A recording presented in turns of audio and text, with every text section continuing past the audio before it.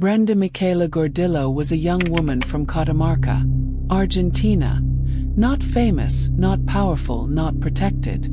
She lived a quiet, ordinary life, the kind most of us do, surrounded by people who knew her name and dreams that never made the news. But one violent act ended her story too soon. What happened to Brenda wasn't just a crime. It became another painful reminder of how fragile safety can be for women, and how justice often arrives late, if at all. On a warm Sunday morning in March 1, 2020, Brenda Michaela Gordillo walked into a duplex apartment with someone she trusted. She never came out again. She was a 25-year-old whose gentle nature and bright spirit touched everyone around her.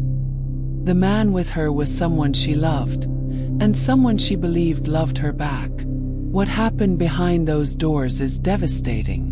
But what followed, the confession, the investigation, and the conviction, would expose a truth darker than anyone imagined. This is the story of a young woman whose life deserved so much more.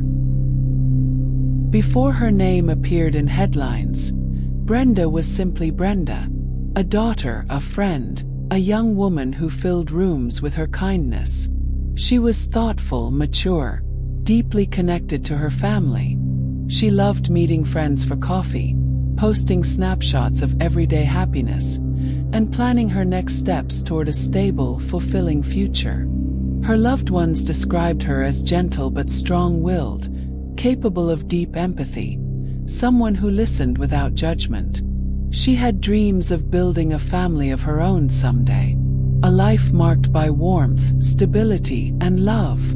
In every way, she was a young woman on the brink of becoming who she was meant to be. That is the Brenda we remember. That is the Brenda whose story deserves to be told tonight. Brenda had been dating Naim Vera, a 19-year-old from a well-known local family. To the outside world, the relationship appeared normal. Photographs together, shared outings, moments preserved on social media. But like many stories of intimate partner violence, warning signs rarely appear in bold letters. Some friends later shared memories of tension simmering beneath the surface, disagreements that seemed too intense, emotional shifts that appeared sudden, and periods where Brenda looked worried but brushed off questions. This doesn't define her. It highlights the quiet dangers many victims face long before others see it. Brenda believed in communication, in second chances, in talking through problems. And on the night before her death, she agreed to meet Naim at a duplex owned by his family. It was supposed to be a conversation. It became something else entirely. The duplex on Ayacucho Norte Street, across from the National University of Catamarca, was not their home. It was an extra property, quiet, private, out of the way. Neighbors later noted that nothing seemed unusual that morning. No loud noises, no cries for help, no obvious signs of danger. Inside those walls, Brenda and Naim reportedly argued, an emotional confrontation that escalated rapidly. Exactly what was said between them remains known only through Naim's own later statements, which investigators treated with caution. What is certain is this: Brenda lost her life inside that duplex. It is a fact investigators established with precision, but one we speak of gently, out of respect for her dignity and her family. After Brenda was gone, the timeline becomes chilling not because of graphic detail, but because of behavior. Instead of calling for help, Naim made decisions that pointed to panic and a desire to hide what had happened. Investigators later confirmed several critical movements. He left the duplex. He went to a friend's house. He expressed fear. He admitted something terrible had occurred. This friend became crucial, not because they saw anything but because they listened, and because they told authorities exactly what they heard. The friend's testimony became one of the first anchors in the case. It showed that Naim understood the gravity of his actions, that he was not confused, not disoriented, not unaware. He knew something irreversible had happened. Accounts agree on one central detail. On Sunday, sometime after Brenda's death, Naeem visited a trusted friend. There he confessed, not in full, not with clarity, but with enough weight in his words to make the friend understand that a crime had taken place. The friend later told investigators Naeem appeared distressed, remorseful, and terrified of the consequences. This confession became one of the prosecution's strongest pillars, an unprompted admission, made before police involvement. It was the first real break in the case. After leaving his friend's home, Naeem made a choice that would define the investigation. He walked into a police station, with a lawyer, and turned himself in. Prosecutor Hugo Costilla later told the media. He spontaneously appeared, and stated that he had done something terrible. This detail matters. It meant the case did not begin with a missing person report. It began with a confession, an act that accelerated the investigation and shaped every step that followed. When he surrendered, Naeem told officers he had made a mistake. For investigators, this was not just a confession. It was confirmation that Brenda had never left the duplex alive. After Naeem's surrender, detectives moved quickly. They secured the duplex.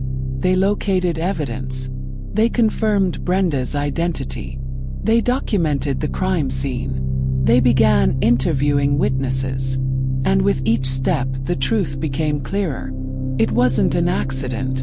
It wasn't a momentary lapse. It wasn't self-defense. It was femicide.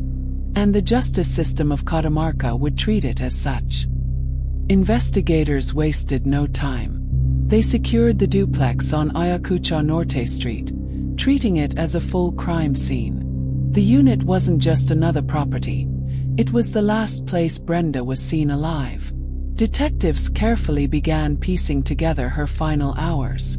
Inside, they found clear indicators of a confrontation. Nothing sensationalized, nothing graphic, but enough to show that an argument had escalated into violence. Every detail was documented with precision, because in femicide cases, the burden of clarity is heavy and the responsibility enormous. What they needed most was a timeline, a sequence of events supported by evidence, not emotion. And slowly, that timeline began to take shape. Investigators reconstructed the night through. Naeem's initial statements, digital records, location data, witness interviews, forensic patterns, timeline inconsistencies. They learned that Naeem and Brenda entered the duplex early that morning. No one else entered or exited after them. Based on his own account, corroborated by forensic analysis, the argument escalated inside the apartment, leading to Brenda's death. Afterward, instead of calling an ambulance or seeking help, Naeem left the property and began moving around the city. He contacted no emergency services, no family members, no neighbors. He went directly to a friend, a person he trusted, and confessed he had done something terrible. That moment was key. The confession was unsolicited. It revealed guilt, not confusion. Within hours, Naeem appeared at a police station with a lawyer. Even then, he minimized the incident, describing it as a mistake, suggesting a lack of accountability and a desire to soften his responsibility. But the evidence told a harsher truth. Inside the duplex, investigators found the forensic signs of a violent confrontation. They documented disturbed areas of the room, items displaced during the struggle. Biological traces later matched to both Brenda and Naeem, cleaning attempts that suggested concealment. Forensic teams reconstructed events without sensational detail, using patterns familiar in femicide investigations. Impulsive violence during an emotionally charged argument, followed by attempts to hide the outcome. Prosecutors emphasized that Brenda's death was the direct result of intimate partner violence, not an accident, not self-defense, and not a sudden loss of control without responsibility. The apartment held the truth simply and quietly, and it pointed directly to Naeem. When detectives questioned him formally, Naeem gave a version of the events that shifted over time. At first, he described it as a tragic accident, then as a moment of panic.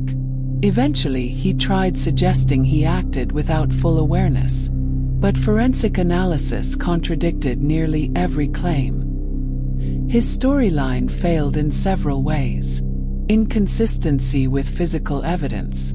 The scene showed deliberate actions after Brenda's death. Timing contradictions. His described timeline didn't match movements captured on nearby security systems and phone data. Behavior after the incident. A person panicking out of remorse doesn't visit a friend to confess selectively. Lack of immediate help seeking. He never called emergency services. Not once. The more he talked, the clearer it became that he was shaping a narrative to reduce culpability, not to reveal the truth. Investigators noted classic signs of minimization, distancing language, emotional detachment, and attempts to shift blame onto the situation rather than his actions. But the evidence was firm. Detectives interviewed Brenda's family and closest friends, gathering a picture of her last weeks. She had been stressed. The relationship had been tense.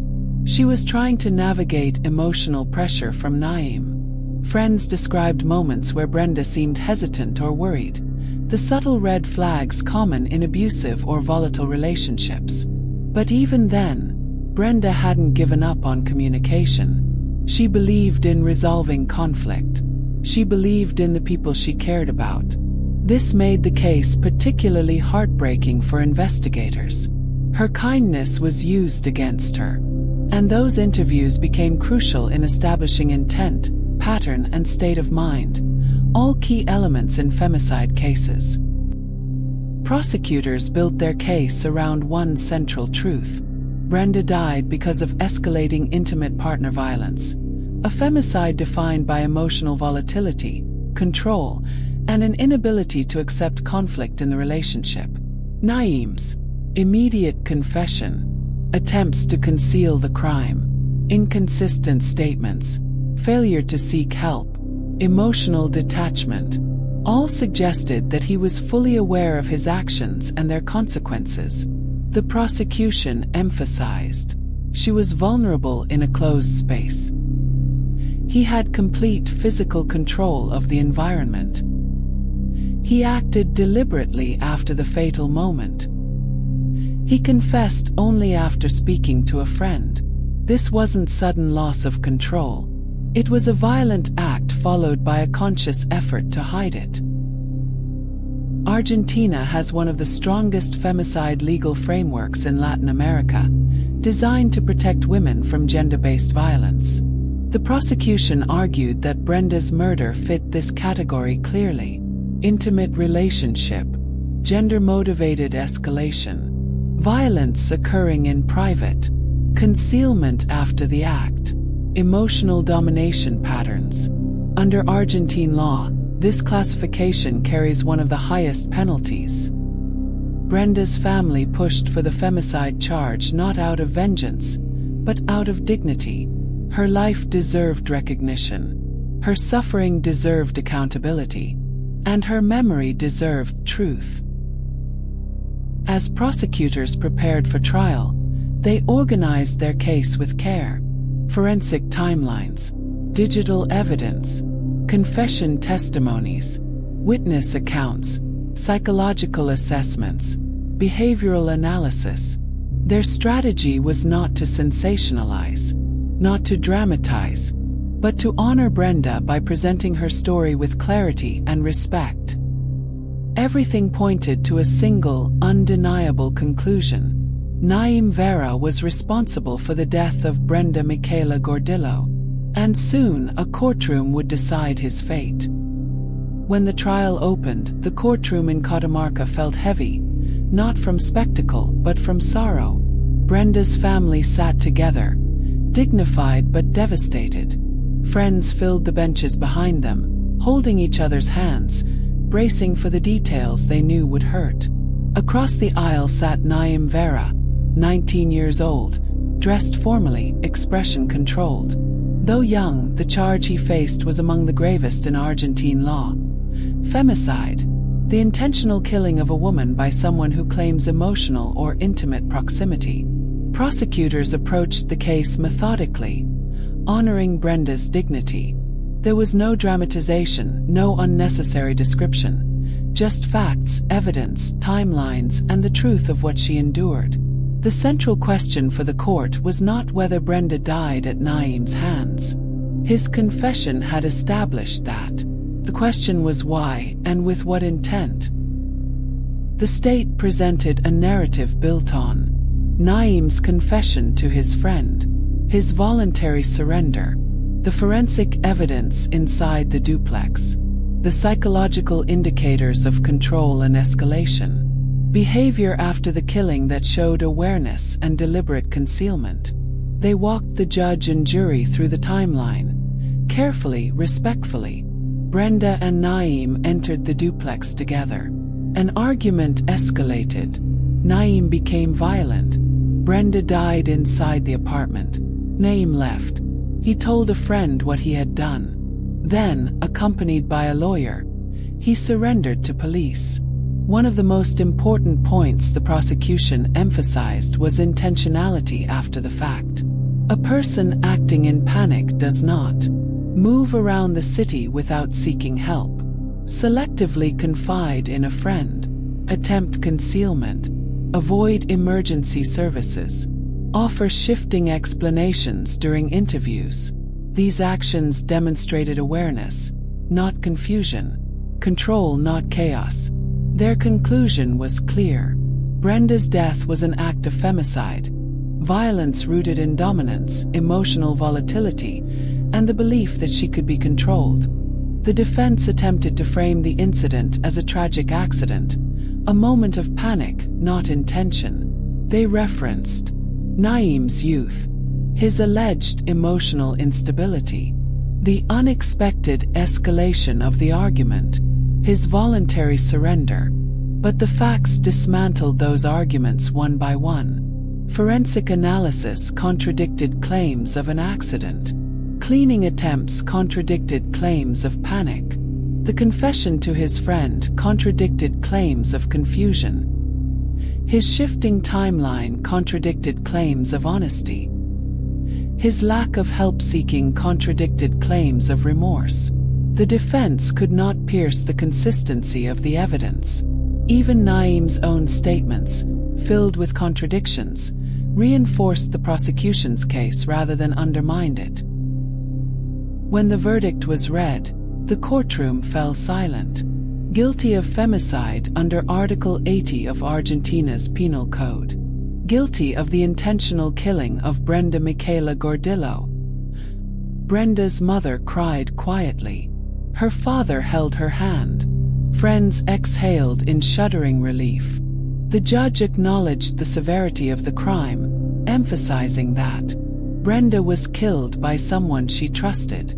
The crime occurred in a private space. The acts after her death demonstrated consciousness and responsibility. The femicide classification was not only appropriate, but necessary. The verdict honored Brenda's truth. It acknowledged her suffering. It recognized the devastating pattern of gender-based violence. Following the conviction, the court sentenced Naim Vera to a long-term prison term consistent with Argentina's maximum penalties for femicide. This sentence reflected the brutality of the act, the betrayal of emotional trust, the attempted concealment, the irreversible loss inflicted on Brenda's family. It was not vengeance. It was accountability, a legal recognition of the value of Brenda's life. The judge underscored the importance of Argentina's femicide laws, which exist specifically because too many women have died at the hands of intimate partners. Brenda's case became a heartbreakingly clear reminder of why those laws matter. Naim's legal team filed appeals, attempting to reduce his sentence or change the classification of the crime. They argued emotional instability, disproportionate sentencing, lack of intention. But appellate courts reviewed the evidence and rejected every claim. The ruling was upheld.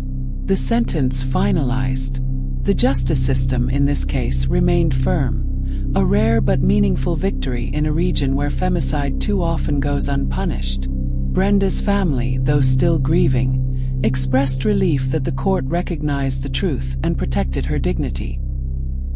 Brenda's parents described their daughter as loving, empathetic, full of dreams. They mourned what she lost. The birthdays she'll never celebrate. The children she'll never hold. The family she wanted to build. Yet through unimaginable pain, they became advocates, speaking out about gender-based violence, supporting other families, and reminding the public that femicide is not an abstract issue. It is real. It is devastating. And it steals futures. Their courage strengthened the community's resolve to remember Brenda not for the way she died, but for the way she lived. Today, Brenda is remembered as daughter, friend, a bright young woman with goals, a soul taken too early. Her family continues to honor her memory, ensuring her story is not forgotten and her life remains a call for awareness and protection. If you found this case fascinating, don't forget to like the video and subscribe. We post crime case videos every night. Until next time, stay sharp, stay vigilant.